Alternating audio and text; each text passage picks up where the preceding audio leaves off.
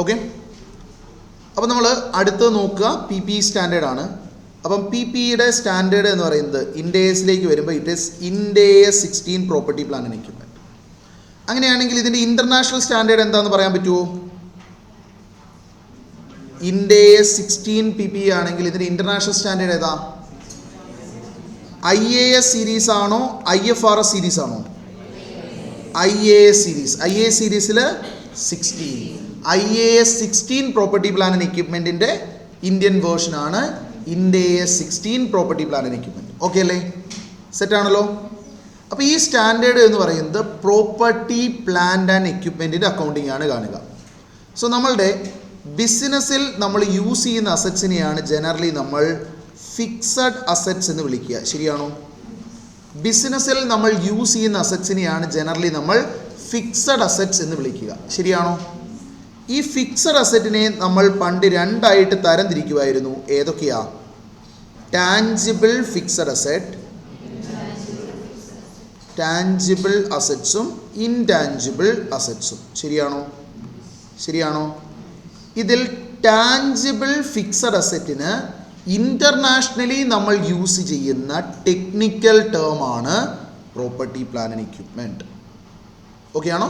Tangible fixed അസറ്റിന് നമ്മൾ technically use ചെയ്യുന്ന ഒരു ടെക്നിക്കൽ ടേം ആയിട്ട് ഉപയോഗിക്കുന്ന പേരാണ് പ്രോപ്പർട്ടി പ്ലാൻ ആൻഡ് എക്യുപ്മെൻറ്റ്. അപ്പം ടാഞ്ചിബിൾ ആയിട്ടുള്ള എല്ലാ ഫിക്സഡ് അസറ്റിൻ്റെ അക്കൗണ്ടിങ്ങും ഇൻഡേസ് 16 പ്രോപ്പർട്ടി പ്ലാൻ ആൻഡ് എക്യുപ്മെൻറ്റിലാണ്. ഓക്കെ അല്ലേ? ഓക്കെ, അതായത് പ്രോപ്പർട്ടി പ്ലാൻ ആൻഡ് എക്യുപ്മെൻറ്റ് എന്ന് പറഞ്ഞാൽ പ്രോപ്പർട്ടിയും പ്ലാന്റും എക്യുപ്മെൻറ്റും മാത്രമല്ല, ടാഞ്ചിബിൾ ആയിട്ടുള്ള എല്ലാ ഫിക്സഡ് അസറ്റും പ്രോപ്പർട്ടി പ്ലാൻ ആൻഡ് എക്യുപ്മെൻറ്റിൻ്റെ മീനിങ്ങിൽ വരും. ക്ലിയർ ആണോ? ഓക്കെ ആണോ? അപ്പോൾ അതിൻ്റെ ഗൈഡൻസ് ആണ് ഇൻഡേസ് 16 പ്രോപ്പർട്ടി പ്ലാൻ ആൻഡ് എക്യുപ്മെൻറ്റിൽ കാണുക. ഓക്കെ, ഇനി ഇൻടാഞ്ചിബിൾ അസറ്റ്സ് വന്നാൽ അതിൻ്റെ ഗൈഡൻസ് ഇൻഡേസ് 38 ഇൻടാഞ്ചിബിൾ അസറ്റ്സിലും കാണും. ഓക്കെ ആണോ? ഈ രണ്ട് സ്റ്റാൻഡേർഡ് നമ്മൾ അടുപ്പിച്ചടുപ്പിച്ച് കാണാൻ വേണ്ടി പോകുന്ന സ്റ്റാൻഡേർഡാണ്. അപ്പോൾ ഇപ്പം നമ്മൾ 16 കവർ ചെയ്താൽ നെക്സ്റ്റ് നേരെ പോവുക ഇൻഡേസ് 38ലേക്കായിരിക്കും. ഓക്കെ അല്ലേ? നോക്കിയാലോ? നോക്കാം. അപ്പോൾ നമ്മളുടെ intangible assets and tangible assets ഈ രണ്ട് ഫിക്സഡ് അസറ്റ് ഗവേണിംഗ് ആയിട്ടുള്ള സ്റ്റാൻഡേർഡ്സ് ആണ് നോക്കുക. So first we are going with ഇൻഡേസ് 16 property plant and equipment. അപ്പോൾ ഈ സ്റ്റാൻഡേർഡിൽ ഒരു പി പിയുടെ A to Z ഗൈഡൻസ് തരുന്നുണ്ട്. പി പിയുടെ റെക്കഗ്നിഷൻ എപ്പോൾ ബുക്സിലേക്ക് എടുക്കണം, പി പിയുടെ മെഷർമെൻറ്റ് ഏത് വാല്യൂവിൽ എടുക്കണം, അതിൻ്റെ സബ്സീക്വൻറ്റ് മെഷർമെൻറ്റ് ഏത് വാല്യൂവിൽ ബാലൻസ് ഷീറ്റിൽ കാണിക്കണം, പ്രസൻറ്റേഷൻ അത് ഫിനാൻഷ്യൽസിൽ എങ്ങനെ കാണിക്കണം, ഡിസ്ക്ലോഷർ ഫിനാൻഷ്യൽസിൽ എന്തൊക്കെ അഡീഷണൽ ഇൻഫർമേഷൻ കൊടുക്കണം, ഡീ റെക്കഗ്നിഷൻ ബുക്സിൽ നിന്ന് എപ്പോൾ വെളിയിൽ കളയണം. ഇത്രയും കാര്യങ്ങൾ ഈ സ്റ്റാൻഡേർഡിനകത്തുണ്ട്. ഓക്കെ ആണോ? അപ്പോൾ ഈ സ്റ്റാൻഡേർഡിൽ it addresses principal issues in accounting for property plant and equipment like recognition, determination of carrying amount, depreciation, impairment loss, ഇങ്ങനത്തെ പല കാര്യങ്ങളെക്കുറിച്ച് ഈ സ്റ്റാൻഡേർഡിൽ നമുക്ക് ഗൈഡൻസ് കാണാം. അപ്പോൾ ഈ സ്റ്റാൻഡേർഡിൻ്റെ ആദ്യം നമുക്ക് നോക്കേണ്ടത് ഇതിൻ്റെ സ്കോപ്പാണ്. ഓക്കെ, ഇതിൻ്റെ സ്കോപ്പാണ്. സ്കോപ്പ് ഓഫ് ദി അസറ്റ് എന്താണെന്ന് നോക്കാം. ഓക്കെ ആണോ? കാരണം ഇത് എന്തിലാണ് ആപ്ലിക്കബിൾ എന്നുള്ളതാണ് സ്കോപ്പിനകത്ത് പറയുന്നത്. അപ്പോൾ നമുക്ക് പി പിയുടെ ഡെഫിനിഷൻ മാത്രം നോക്കിയാൽ പോരാ. പി പിയുടെ ഡെഫിനിഷൻ മീറ്റ് ചെയ്യും, പക്ഷേ ഈ പറയുന്ന സംഭവത്തിനകത്ത് സ്കോപ്പിനകത്ത് വരില്ല എങ്കിൽ അത് ഈ സ്റ്റാൻഡേർഡ് പ്രകാരം അക്കൗണ്ട് ചെയ്യാൻ പറ്റില്ല. അതുകൊണ്ടാണ് സ്കോപ്പ് നോക്കുന്നത്. പിന്നെ നിങ്ങളുടെ ഇൻസ്റ്റിറ്റ്യൂട്ടിന് ഈ സ്കോപ്പിന് ഭയങ്കര ഇഷ്ടമാണ്. ഇടയ്ക്ക് സ്കോപ്പിനെ ബേസ് ചെയ്ത് MCQ വയ്ക്കും. ഓക്കെ, അതുകൊണ്ട് നിങ്ങൾക്ക് ഈ സ്കോപ്പ് എന്ന് പറയുന്ന സാധനം കുറച്ച് പണി തരുന്ന ഐറ്റമാണ്. അപ്പോൾ നമുക്ക് ആദ്യം സ്കോപ്പ് ഒന്ന് നോക്കാം. ഓക്കെ അല്ലേ? ഇപ്പോൾ സ്കോപ്പ് ഓഫ് ദി അസറ്റ് നോക്കുകയാണെങ്കിൽ അവർ ഈ പറയുന്ന സ്റ്റാൻഡേർഡ് പറയുന്നു, this standard should be applied in accounting for property plant and equipment except when another AS requires or permits a different treatment. എന്താ ഈ സ്റ്റാൻഡേർഡ് പറയുന്നത്? നമുക്ക് ഈ സ്റ്റാൻഡേർഡിലുള്ള ഗൈഡൻസ് പി പിയുടെ അക്കൗണ്ടിങ്ങിൽ ഉപയോഗിക്കണം. ഓക്കെ, ഇനി വേറെ ഏതെങ്കിലും സ്റ്റാൻഡേർഡ് ഒരു ഓൾട്ടർനേറ്റ് ട്രീറ്റ്മെൻറ്റ് തരുന്നുണ്ടെങ്കിൽ പി പി സ്റ്റാൻഡേർഡിലും അതിൻ്റെ ഗൈഡൻസിന് ഇമ്പോർട്ടൻസ് കൊടുക്കണം. ഫോർ എക്സാമ്പിൾ, നിങ്ങൾക്ക് ഗവൺമെൻറ് ഗ്രാൻറ്റിൻ്റെ ഒരു സ്റ്റാൻഡേർഡ് ഉണ്ട്. അപ്പോൾ ഒരു സ്പെസിഫിക് അസറ്റ് റിലേറ്റഡ് ആയിട്ട് ഗവൺമെൻറ് ഗ്രാൻറ്റ് കിട്ടിയാൽ വേണമെങ്കിൽ അസറ്റിൻ്റെ കോസ്റ്റിൽ നിന്ന് കുറയ്ക്കാമെന്ന് ആ സ്റ്റാൻഡേർഡ് പറയുന്നുണ്ട്. അപ്പോൾ ആ സ്റ്റാൻഡേർഡിൽ ആ ഗൈഡൻസ് പറയുന്നത് കൊണ്ട് നിങ്ങൾ അതിൽ നിന്ന് കുറച്ചോ കുഴപ്പമില്ല. ഓക്കെ. ഇനി ബോറോയിങ് കോസ്റ്റ് ഏതെങ്കിലും ഒരു ക്വാളിഫയിങ് അസറ്റ് റിലേറ്റഡ് ആണെങ്കിൽ അത് ക്യാപിറ്റലൈസ് ചെയ്യാമെന്ന് ബോറോയിങ് കോസ്റ്റിൻ്റെ സ്റ്റാൻഡേർഡ് പറയുന്നുണ്ട്. ഒരു പി പി ഇ ആ പറയുന്ന ഡെഫിനിഷൻ മീറ്റ് ചെയ്യുന്നെങ്കിൽ അതിൻ്റെയും കോസ്റ്റിലേക്ക് ബോറോയിങ് കോസ്റ്റ് ആഡ് ചെയ്യാം. പി പി സ്റ്റാൻഡേർഡ് ആഡ് ചെയ്യാനായിട്ട് തരുന്നതിനകത്ത് അതൊന്നും ഇല്ല. പക്ഷേ ബോറോയിങ് കോസ്റ്റ് സ്റ്റാൻഡേർഡ് അങ്ങനെ പറയുന്നതുകൊണ്ട് അതിലെ ഗൈഡൻസിന് കൂടുതൽ ഇമ്പോർട്ടൻസ് കൊടുക്കണം. ഓക്കെ. അതായത് പി പി സ്റ്റാൻഡേർഡ് ഉണ്ട്, വേറെ ഗൈഡൻസ് ഉണ്ടെങ്കിൽ ആ ഗൈഡൻസിന് കൂടുതൽ ഇമ്പോർട്ടൻസ് കൊടുക്കണം. ബാക്കി ജനറൽ കാര്യങ്ങളാണ് ഈ സ്റ്റാൻഡേർഡിലുള്ളത്. ക്ലിയർ ആണോ? This standard should be applied in accounting for property plant and equipment except when another Ind AS requires or permits a different treatment. Okay ആണോ? ഓക്കെ ആണോ? ഇനി ഈ സ്റ്റാൻഡേർഡിൻ്റെ സ്കോപ്പിൽ നിന്ന് അവരൊരു 4 ഐറ്റത്തിനെ എക്സ്ക്ലൂഡ് ചെയ്തിട്ടുണ്ട്. ഈ 4 ഐറ്റത്തിൽ അവസാനത്തെ 3 ഞാൻ ആദ്യം എടുക്കാം. അത് കഴിഞ്ഞേച്ച് നമുക്ക് ഏത് ചെയ്യാം? നമ്മളുടെ ബാക്കിയുള്ള ഫസ്റ്റ് ഐറ്റം എടുക്കാം. കാരണം ഫസ്റ്റ് ഐറ്റത്തിൽ കുറച്ച് എക്സ്പ്ലനേഷൻ വേണ്ടതാണ്. ബാക്കിയുള്ളതിൽ എക്സ്പ്ലനേഷൻ ഒന്നും വലിയായിട്ട് വേണ്ട. അതുകൊണ്ടാണ് ആദ്യം ആ 3 ഐറ്റം പറയാമെന്ന് പറഞ്ഞത്.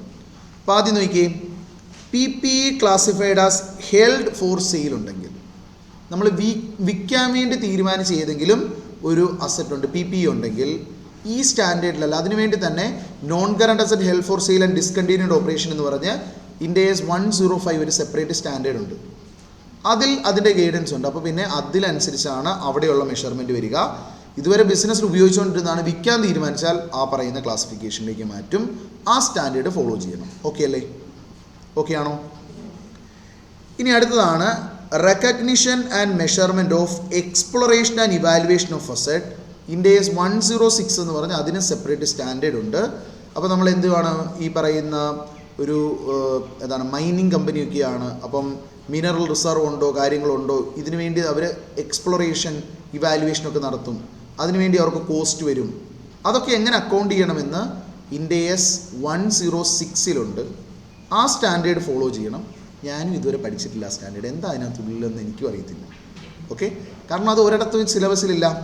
CA ഫൈനലിൻ്റെ സിലബസിലില്ല, CMA ഫൈനലിൻ്റെ സിലബസിലില്ല, ACCAയുടെ ഡിപ്ലോമ ആൻഡ് AFRസിലില്ല, ACCAയുടെ FRലില്ല, ACCAയുടെ SBRലില്ല, ഒരിടത്തും പഠിക്കാനില്ല. അപ്പോൾ അതുകൊണ്ട് ഞാനും ഇതുവരെ പഠിക്കാൻ നോക്കിയിട്ടില്ല. ആ സ്റ്റാൻഡേർഡിനകത്ത് എന്താണെന്ന് അതുകൊണ്ട് എന്നോട് ചോദിക്കില്ല. ഓക്കെ അല്ലേ? ഓക്കെ.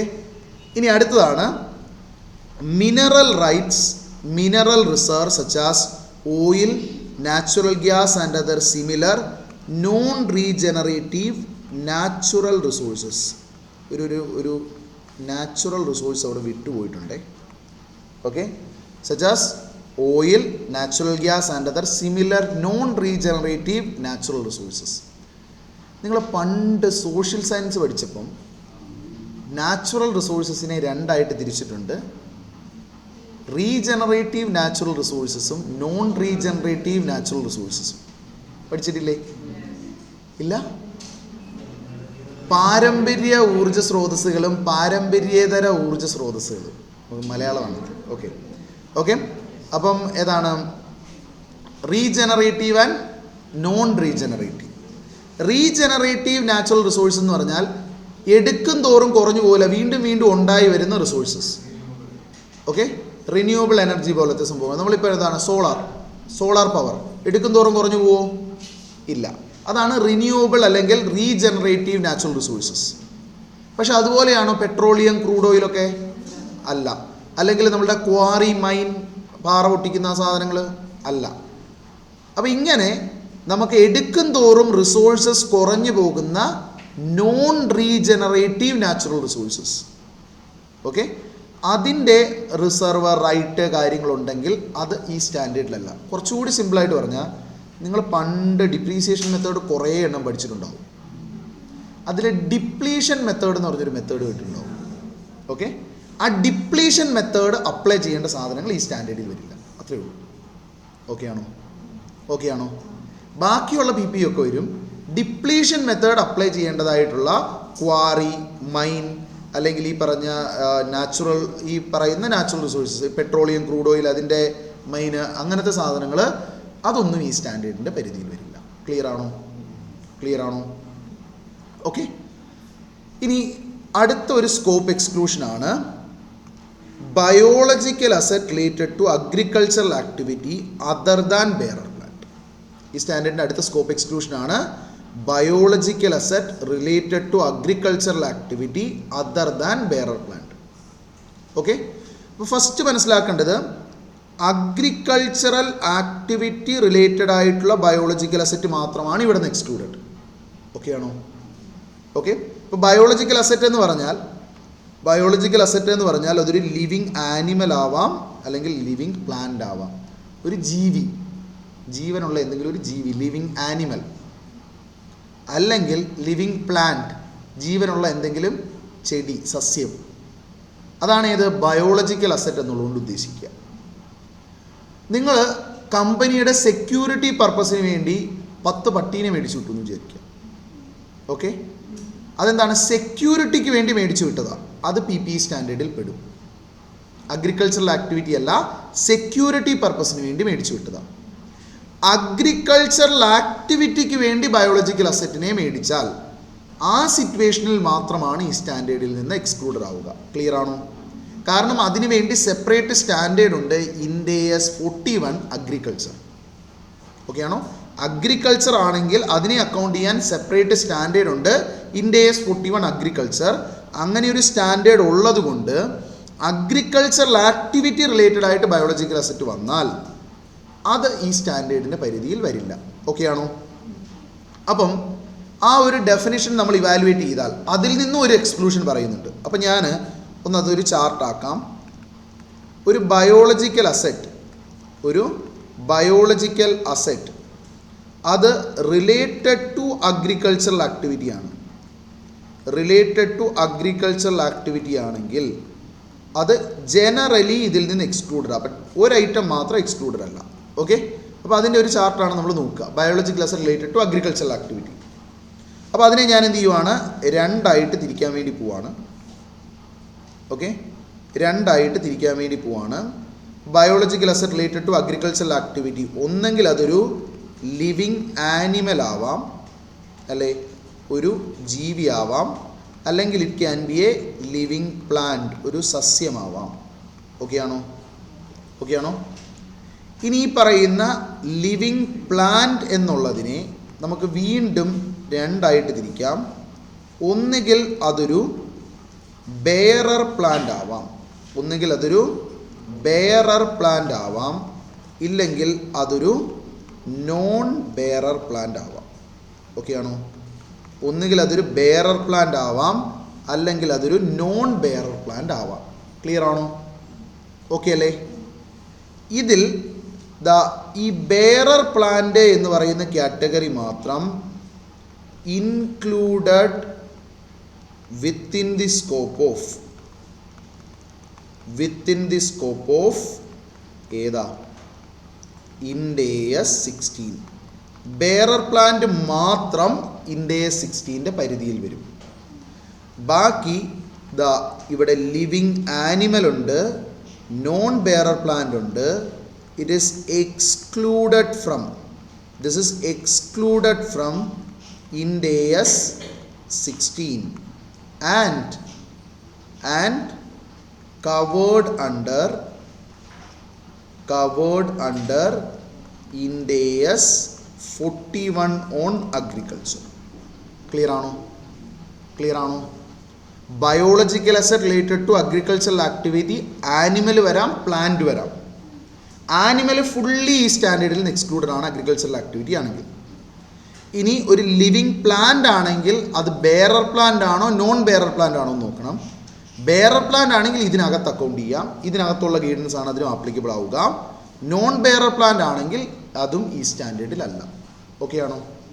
അപ്പം എന്താണ് ഈ ബെയറർ പ്ലാന്റ് എന്ന് നമുക്കിപ്പോൾ അറിയണം, ശരിയല്ലേ?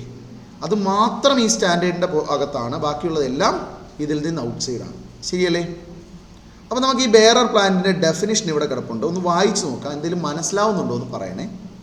ഓക്കെ, ബെയറർ പ്ലാന്റിനെ കുറിച്ച് അവർ പറയുന്നതാണ്, bearer plant is a plant which are used in production or supply of an agricultural produce, is expected to bear the produce for more than a period of 12 months and has a remote likelihood of being sold as agricultural produce except incidental scrap sales.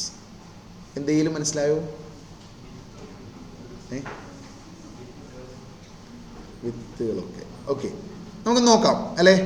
ഇതിനകത്ത് 3 conditions പറയുന്നുണ്ട്, ശരിയല്ലേ. ഇതിനകത്ത് നമുക്ക് 1 വേണ്ട, വലിപ്പം കൂടിപ്പോയി, 1 2 3 conditions പറയുന്നുണ്ട്, ശരിയാണോ. ഇതിനകത്ത് യൂസ് ചെയ്തേക്കുന്ന ടേം ആൻഡ് ആണ്, ശരിയല്ലേ. അപ്പോൾ ഈ 3 കണ്ടീഷനും സാറ്റിസ്ഫൈ ചെയ്യുന്ന ഒരു പ്ലാന്റ് ബെയറർ പ്ലാന്റ് ആവുള്ളൂ. ഓക്കെ ആണോ. ഒന്നാമത്തെ കണ്ടീഷനാണ് അവർ പറയുന്നത്, it is used in production or supply of an agricultural produce. നമുക്ക് അഗ്രികൾച്ചർ നടത്തിയിട്ട് കിട്ടുന്ന എന്തൊരു ഔട്ട്പുട്ടും അഗ്രികൾച്ചർ പ്രൊഡ്യൂസാണ്. ഓക്കെ ആണോ.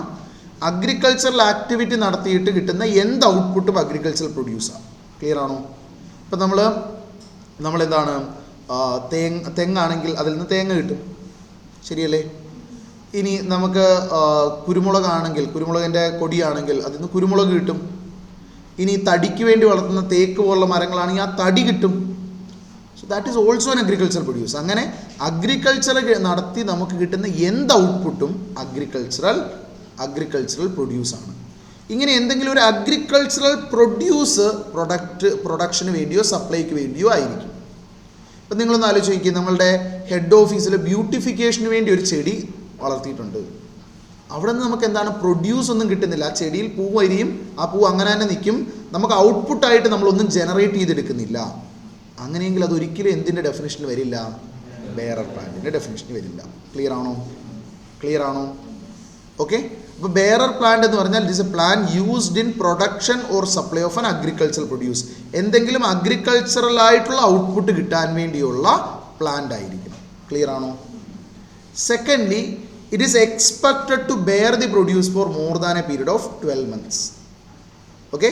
ഒരു 12 മാസത്തിൽ കൂടുതൽ അത് നിങ്ങൾക്ക് റെക്കറിങ് ബേസിൽ ഒന്നുകിൽ ഫ്രൂട്ട്സ് തരണം, അല്ലെങ്കിൽ 12 മാസത്തിൽ കൂടുതൽ ആ ഫ്രൂട്ട്സ് അത് ബെയർ ചെയ്യണം. ഓക്കെ, ക്യാരി ചെയ്തുകൊണ്ട് നിൽക്കണം. ഒന്നുകിൽ 12 മാസത്തിൽ കൂടുതൽ ആ ഫ്രൂട്ട് അല്ലെങ്കിൽ അതിൽ നിന്നുള്ള ഔട്ട്പുട്ട് ക്യാരി ചെയ്ത് നിൽക്കണം, അല്ലെങ്കിൽ 12 മാസത്തിലുള്ള കൂടുതലുള്ള പീരിയഡിൽ റെക്കറിങ് ബേസിൽ നിങ്ങൾക്ക് ഫ്രൂട്ട് തന്നുകൊണ്ടിരിക്കണം. എങ്കിലാണ് it is expected to bear the produce for more than a period of 12 months എന്ന് പറയുക. ഓക്കെ ആണോ. ആൻഡ് തേർഡ് വൺ, ആ ചെടി തന്നെ അഗ്രികൾച്ചറൽ പ്രൊഡ്യൂസ് ആവുന്ന സിറ്റുവേഷൻ ആകരുത്. നിങ്ങൾ കരിമ്പ് ആലോചിച്ച് നോക്കുക. കരിമ്പ് നിങ്ങൾ എന്ത് ചെയ്യുന്നു, വളർത്തുന്നു. ആ കരിമ്പിൻ്റെ തണ്ട് തന്നെയാണ് അതിൻ്റെ അഗ്രികൾച്ചർ പ്രൊഡ്യൂസ്, ശരിയല്ലേ. അപ്പോൾ ആ ചെടി തന്നെയാണ് നമുക്ക് അഗ്രികൾച്ചർ പ്രൊഡ്യൂസ് ആയിട്ട് വരുന്നത്. അങ്ങനത്തെ സിറ്റുവേഷൻ ആവരുത്. ക്ലിയർ ആണോ. ആ ചെടി തന്നെ അഗ്രികൾച്ചർ പ്രൊഡ്യൂസ് ആവുന്ന സിറ്റുവേഷൻ ആവരുത്. അതിൽ നിന്ന് കിട്ടുന്ന എന്തായിരിക്കണം, വേറൊരു ഔട്ട്പുട്ടായിരിക്കണം അഗ്രികൾച്ചർ പ്രൊഡ്യൂസ് ആയിട്ട് വരേണ്ടത്. ക്ലിയർ ആണോ.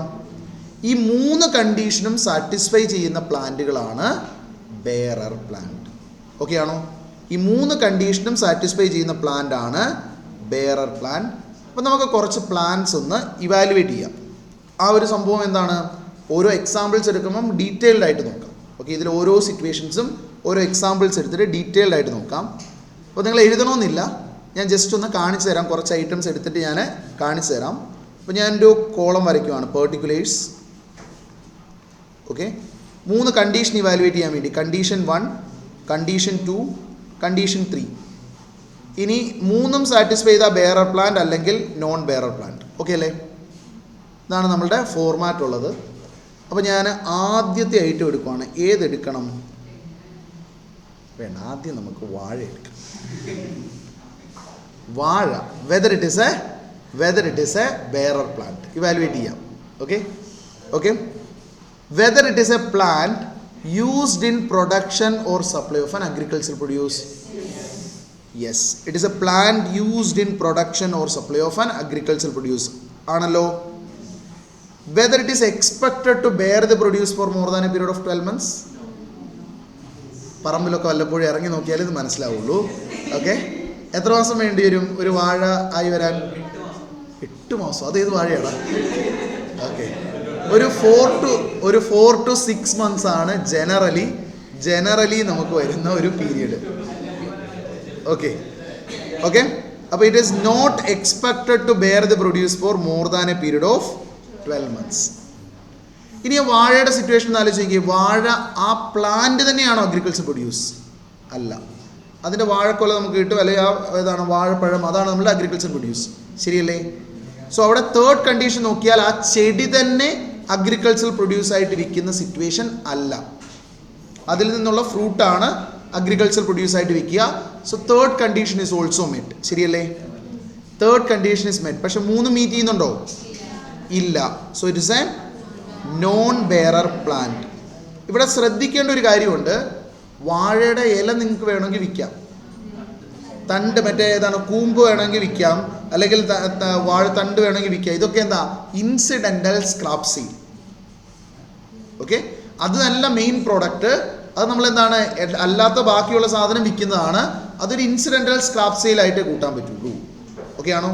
ആ ഇൻസിഡൻ്റൽ സ്ക്രാപ്പ് സെയിൽ കുഴപ്പമില്ല. അതല്ലാതെ ആ ചെടി തന്നെ അഗ്രികൾച്ചർ പ്രൊഡ്യൂസ് ആയിട്ട് വരുന്ന സിറ്റുവേഷൻ ആവരുത്. ഓക്കെ ആണോ? ക്ലിയർ ആണോ? നമുക്ക് സെക്കൻഡ് എക്സാമ്പിൾ പിടിക്കാം. കഞ്ചാവ്. ഓക്കെ, നോക്കാം. Whether it is A plant used in production or supply of an agricultural produce.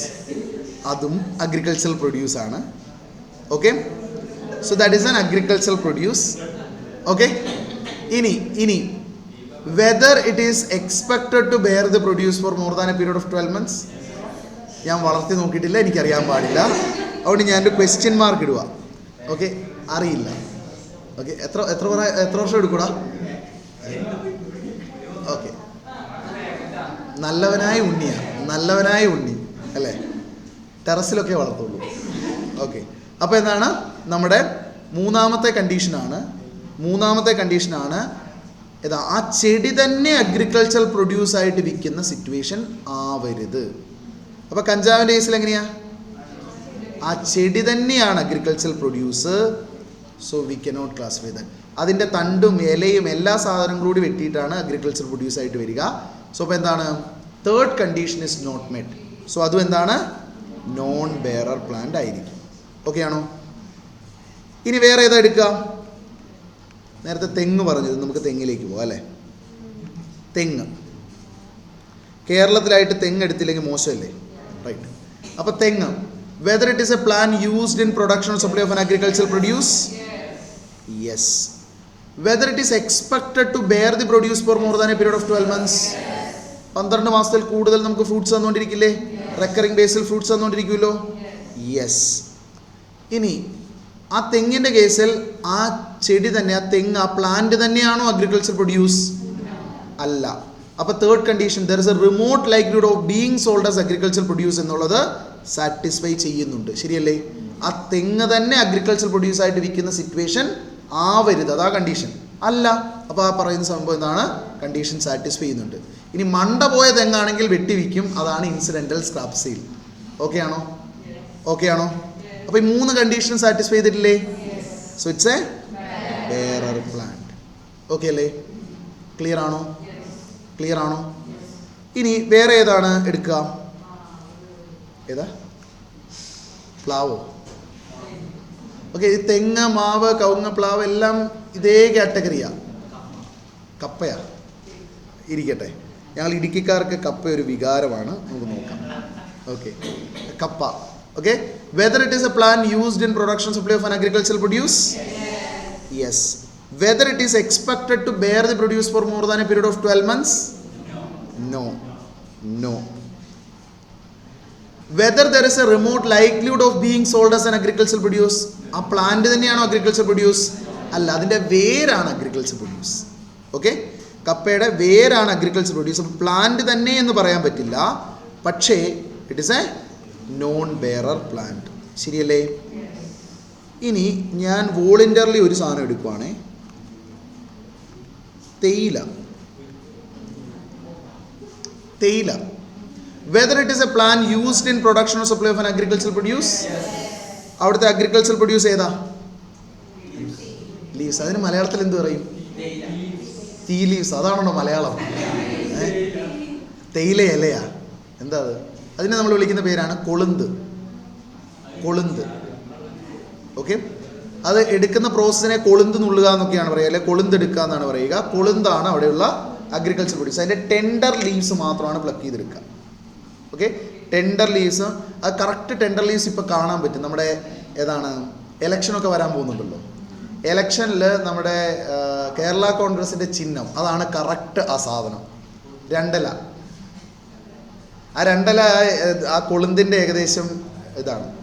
Okay, ആ രണ്ടിലയും അതിൻ്റെ ഒരു ചെറിയൊരു മുട്ട് പോലത്തെ ഒരു സാധനം, ആ പോർഷനാണ് ഏതാണ് നുള്ളിയെടുക്കുക. അതാണ് ഏത് നമ്മുടെ അവിടെയുള്ള അഗ്രികൾച്ചറൽ പ്രൊഡ്യൂസ്. ഓക്കെ അല്ലേ? Whether it is expected to bear the produce for more than a period of 12 months. Yes. ഈ പറയുന്ന തേയില ചെടിയില്ലേ, അതൊരു 30-40 വർഷം അതിൽ കൂടുതൽ ലൈഫുള്ള ചെടിയാണ്. അതിൽ നിന്ന് ഇടയ്ക്കിടയ്ക്ക് റെക്കറിങ് ബേസിൽ നമ്മൾ എന്ത് ചെയ്യും, ഈ ടെൻഡർ ലീവ്സ് മാത്രം പ്ലക്ക് ചെയ്തുകൊണ്ടിരിക്കും, വീണ്ടും വീണ്ടും ഉണ്ടായി വരും. ഓക്കെ ആണോ? അപ്പം ബാക്കിയുള്ള ഇതിനു മുമ്പ് നോ പറഞ്ഞ കേസിൽ വാഴ ആയിക്കോട്ടെ അല്ലെങ്കിൽ നമ്മളുടെ കപ്പ ആയിക്കോട്ടെ, ഇതൊക്കെ എന്താ വൺ ടൈം ക്രോപ്പാണ്, ഒറ്റ തവണ എടുത്തു, അതാണ് പരിപാടി തീർന്നു. പക്ഷേ ഇവിടെ അങ്ങനെയല്ല, ടെൻഡർ ലീവ്സ് തന്നെ പ്ലക്ക് ചെയ്ത് എടുത്തുകൊണ്ടിരിക്കും. ആൻഡ് എന്ത് ചെയ്യും, ഇത് പിന്നെ ഉണ്ടായി വരും. അപ്പം ഒരു വർഷത്തിൽ കൂടുതലുള്ള പീരിയഡിൽ നമുക്ക് ഫ്രൂട്ട്സ് തന്നുകൊണ്ടിരിക്കുന്നതാണ്. So second condition is also met. Okay ആണോ? ഇനി തേർഡ് കണ്ടീഷൻ, അവിടെ ആ ചെടി തന്നെയാണോ അഗ്രികൾച്ചർ പ്രൊഡ്യൂസ്? അല്ല, അതിൻ്റെ ഇല മാത്രമല്ലേ, അത് പിന്നെയും ഉണ്ടായി വരുമല്ലേ. അവിടെ ചെടി മൊത്തത്തിൽ അഗ്രികൾച്ചർ പ്രൊഡ്യൂസ് ആയിട്ട് വിൽക്കുമല്ല, അതിൻ്റെ ഇല മാത്രമാണ്. ഞാൻ കഞ്ചാവ് പറഞ്ഞു, കഞ്ചാവ് ആ ഇലയും തണ്ടും എല്ലാം കൂടി ചേർത്തിട്ട് ഒറ്റയടിക്ക് വെട്ടുക ചെയ്യുന്നത്. അതുപോലെ അല്ല തേയിലയിൽ സംഭവിക്കുക. ടെൻഡർ ലീവ്സ് മാത്രം പ്ലക്ക് ചെയ്തെടുക്കുക ചെയ്യുക. ഓക്കെ ആണോ? ടെൻഡർ ലീവ്സ് മാത്രം പ്ലക്ക് ചെയ്തെടുക്കുകയാണ്. സോ അപ്പോൾ അതിൻ്റെ ഇലയാണ് agriculture produce. Okay, so that plant itself is not an agriculture produce. അതിൻ്റെ ലീവ്സ് ആണ്. നിങ്ങളുടെ വെറ്റിലക്കൊടി ഇല്ലേ, വെറ്റിലക്കൊടി എന്താ സംഭവിക്കുക, അതിൻ്റെ ഇല മാത്രം നമ്മൾ എടുക്കും, പിന്നെ ഉണ്ടായി വരില്ലേ. അപ്പോൾ ചെടി മൊത്തമായിട്ടല്ല അഗ്രികൾച്ചർ പ്രൊഡ്യൂസ്, അതിൻ്റെ ലീവ്സ് ആണ്. ഓക്കെ അല്ലേ? അപ്പോൾ അതും ബെയറർ പ്ലാന്റാണ്. ഓക്കെ ആണോ? അപ്പോൾ ഇതും എന്താണ്, ബെയറർ പ്ലാന്റിൻ്റെ എക്സാമ്പിളാണ്. ഇങ്ങനെ റെക്കറിങ് ബേസിസിൽ നമുക്ക് ഫ്രൂട്ട്സ് തന്നുകൊണ്ടിരിക്കുന്ന 12 മാസത്തിൽ കൂടുതൽ ലൈഫുള്ള ആ ചെടി തന്നെ അഗ്രികൾച്ചർ പ്രൊഡ്യൂസ് ആയിട്ട് വരാത്ത പ്ലാന്റുകളാണ് ഏത്, ബെയറർ പ്ലാന്റ്. അതായത് നിങ്ങൾ ബെയറർ പ്ലാന്റിനെ ഇതിനകത്ത് ഇൻക്ലൂഡ് ചെയ്യുന്നതിൻ്റെ ലോജിക്ക് ആലോചിച്ച് നിങ്ങൾക്ക് മനസ്സിലാവും. സാധാരണ നമ്മളൊരു മെഷീന് പ്രൊഡക്ഷൻ നടത്താൻ വേണ്ടി ഇൻപുട്ട് ഇട്ട് കൊടുക്കും, അതിങ്ങനെ ഏതാണ് നിരന്തരം അതിൻ്റെ ഔട്ട്പുട്ട് 12 മാസത്തിൽ കൂടുതൽ നമുക്ക് ഔട്ട്പുട്ട് തന്നുകൊണ്ടിരിക്കും. ശരിയല്ലേ? ഈ പറയുന്ന ബെയറർ പ്ലാന്റിൻ്റെ ഡെഫിനിഷൻ മീറ്റ് ചെയ്ത സാധനങ്ങളാണെങ്കിൽ അതിനും നമ്മൾ ഇടയ്ക്കിടയ്ക്ക് വളമിട്ട് കൊടുക്കും, കുറച്ച് ഏതാണ് പീരിയോഡിക് ബേസിൽ നമുക്ക് എന്ത് കിട്ടും, ഔട്ട്പുട്ട് കിട്ടിക്കൊണ്ടേയിരിക്കും. ഓക്കെ, ഒരു മെഷീനറി പോലെയാണ്, ഏതാണ് റെക്കറിങ് ബേസിൽ ഇങ്ങനെ ഔട്ട്പുട്ട് കിട്ടിക്കൊണ്ടേയിരിക്കും. അത് തന്നെയല്ല അഗ്രികൾച്ചർ പ്രൊഡ്യൂസർ, അതിൽ നിന്ന് സെപ്പറേറ്റ് ആയിട്ട് ഔട്ട്പുട്ട് ജനറേറ്റ് ചെയ്തുകൊണ്ടിരിക്കും.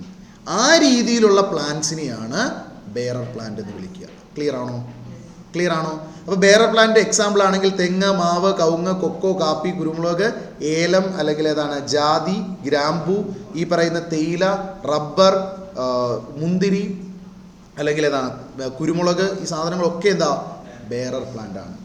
ബെയറർ പ്ലാന്റിൽ പെടുത്താൻ പറ്റാത്ത സംഭവങ്ങളാണ് ആനുവൽ ക്രോപ്സ്. വർഷത്തിൽ ഒറ്റ തവണ മാത്രം കായ്ക്കുക അല്ലെങ്കിൽ ഒറ്റ തവണ മാത്രം തന്നു അത് കഴിഞ്ഞിട്ട് നശിച്ചു പോകുന്ന ചെടികൾ, വാഴ, നെല്ല്, ഗോതമ്പ്, പിന്നെ ഏതാ പയറ്, ഇങ്ങനത്തെ സാധനങ്ങളൊക്കെ ആനുവൽ ക്രോപ്സ് ആണ്. ആനുവൽ ക്രോപ്സ് ഒന്നും ഏതിൽ വരില്ല, ബെയറർ പ്ലാന്റിൽ വരില്ല. ആ ചെടി തന്നെ അഗ്രികൾച്ചർ പ്രൊഡ്യൂസ് വരുന്ന സാധനം, കഞ്ചാവ്, തേക്ക്, ചന്ദനം, ഈ സാധനങ്ങളൊന്നും അഗ്രികൾച്ചർ ഏതിൽ വരില്ല, ബെയറർ പ്ലാന്റിൽ വരില്ല. ക്ലിയർ ആണോ? അപ്പോൾ ഇതിൽ ബെയറർ പ്ലാന്റ് ആണെങ്കിൽ മാത്രം ഈ സ്റ്റാൻഡേർഡിൻ്റെ പരിധിയിൽ വരും. ഇനി നോൺ ബെയറർ പ്ലാന്റ് ആണെങ്കിൽ അഗ്രികൾച്ചർ സ്റ്റാൻഡേർഡിലും അക്കൗണ്ട് ചെയ്യും. ക്ലിയർ ആണോ? ഓക്കെ അല്ലേ? ഓക്കെ ആണോ? അപ്പോൾ ഈ സ്റ്റാൻഡേർഡിൻ്റെ സ്കോപ്പ് എന്താണ്? ഈ പറയുന്ന സ്റ്റാൻഡേർഡിൻ്റെ സ്കോപ്പിൽ അവർ പറയുന്നു, standard should be applied in accounting for property, plant and equipment except when another Ind AS requires or permits a different treatment. ഇതിൽ നിന്ന് എക്സ്ക്ലൂഡ് ചെയ്യപ്പെട്ടിരിക്കുന്ന ഐറ്റമാണ് biological asset related to agricultural activity other than bearer plant, PPE classified as held for sale, then exploration and evaluation asset, then non-regenerative natural resources. Okay ആണോ? ഈ 4 കാര്യങ്ങൾ ഈ സ്റ്റാൻഡേർഡിൻ്റെ പരിധിയിൽ നിന്ന് ഔട്ട്സൈഡ് ആണ്. PPEയുടെ ഡെഫിനിഷൻ മീറ്റ് ചെയ്യുന്നു, ഇതിനകത്ത് പെടുന്നതുമല്ല എങ്കിൽ അങ്ങനെയുള്ള എല്ലാ ഐറ്റവും ഈ സ്റ്റാൻഡേർഡ് പ്രകാരമായിരിക്കും അക്കൗണ്ട് ചെയ്യുക. ക്ലിയർ ആണോ? എവ്രി വൺ സെറ്റല്ലേ? അപ്പോൾ നമുക്ക് ഇനി ഈ സ്റ്റാൻഡേർഡിനകത്തേക്ക് കയറാം. ക്ലിയർ ആണോ? നമ്മളിപ്പോൾ സ്കോപ്പ് കണ്ടു, ഇനി ബാക്കി ഈ സ്റ്റാൻഡേർഡിൻ്റെ പ്രൊവിഷൻസ് കാണാം. ഓക്കെ അല്ലേ? ക്ലിയർ ആണല്ലോ?